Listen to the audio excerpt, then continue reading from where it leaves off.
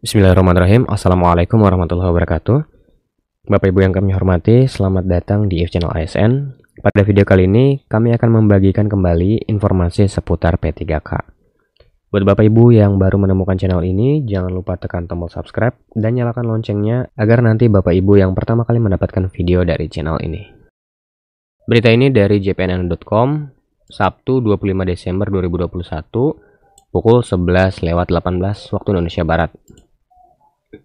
4 fakta migrasi guru di seleksi P3K 2021, sekolah swasta dan negeri merugi. Pengumuman kelulusan P3K guru tahap 2 berdampak pada migrasi guru besar-besaran.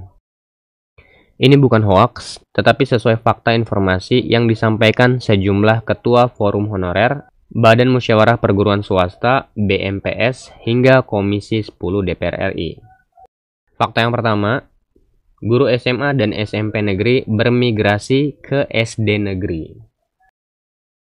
Ketua Forum Honorer Non-Kategori 2 Indonesia, FHNK2I, Raden Sutopo Yuwono, mengungkapkan banyak SMA dan SMP negeri di sejumlah daerah kekurangan guru karena pengajarnya lulus seleksi P3K guru tahap 2. Mereka memilih formasi jabatan di SD negeri karena di sekolahnya tidak membuka rekrutmen P3K.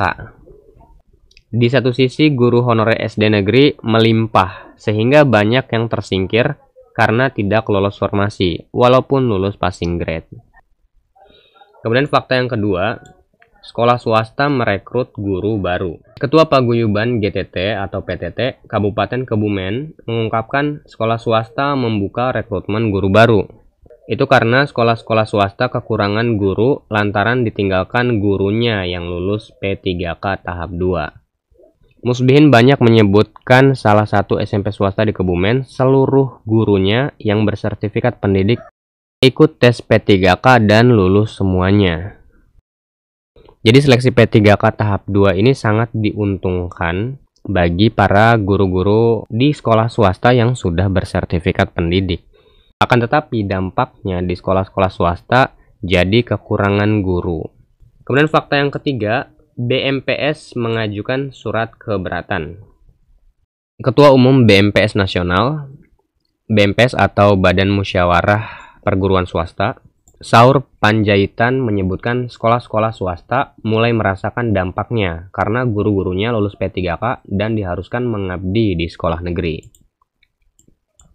Kisaur, sapaan akrabnya, juga mengungkapkan BMPS Jawa Barat, Jawa Timur, dan Lampung sudah mengajukan surat keberatan karena kehilangan banyak sumber daya manusia pasca pengumuman P3K guru tahap 2. Semuanya meminta agar guru-guru swasta yang lulus P3K tahap 2 tidak ditarik ke sekolah negeri, tetapi tetap mengajar di sekolahnya. Langkah ketiga daerah tersebut akan diikuti provinsi lainnya. Jadi BMPS atau Badan Musyawarah Perguruan Swasta mengajukan keberatan karena banyaknya kehilangan guru-guru di sekolah-sekolah swastanya. Sehingga mereka menginginkan agar guru-guru yang sudah lulus P3K tahap 2 agar tetap mengajar di sekolah-sekolah swastanya. Fakta yang keempat, terjadinya migrasi sudah diprediksi Komisi 10. Komisi 10 DPR RI, Syaiful Huda, sudah memprediksi sejak awal akan terjadi migrasi besar-besaran. Ini dilihat dari pemberian afirmasi yang jomplang antara guru berserdik dan non-serdik. Syaiful juga mempertanyakan simulasi apa yang digunakan Kemendikbudristek sehingga memberikan afirmasi kompetensi teknis 100% atau 500 poin bagi pemilik serdik. Pemilik serdik ini didominasi guru swasta. Sebaliknya, guru honorer negeri yang tidak punya serdik malah diberikan afirmasi kompetensi teknis 75-125 poin.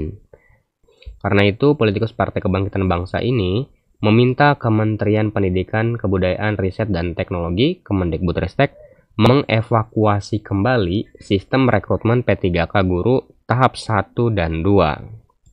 Dia berharap jangan sampai diterapkan pada seleksi P3K guru tahap 3.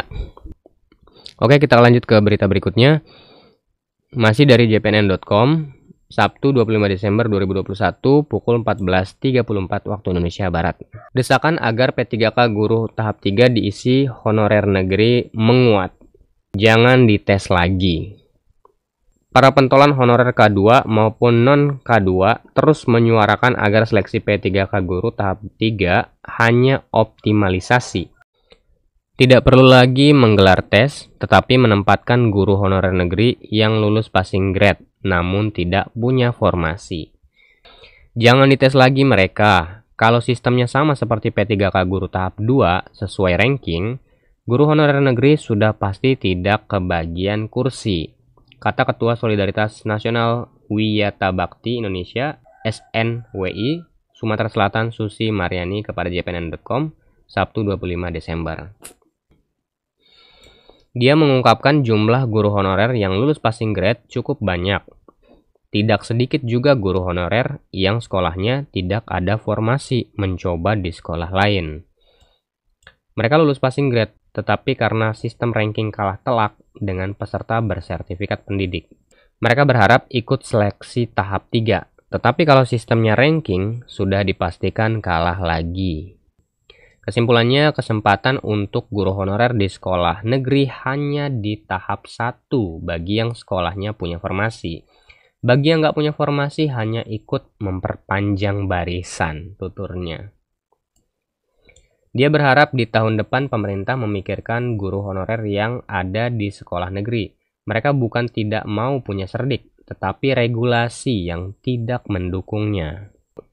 Senada itu, Ketua Forum Honorer K2 DKI Jakarta Nurbaitih mengaku sedih menerima telepon dan WhatsApp dari guru honorer yang tidak lolos formasi P3K untuk kedua kalinya.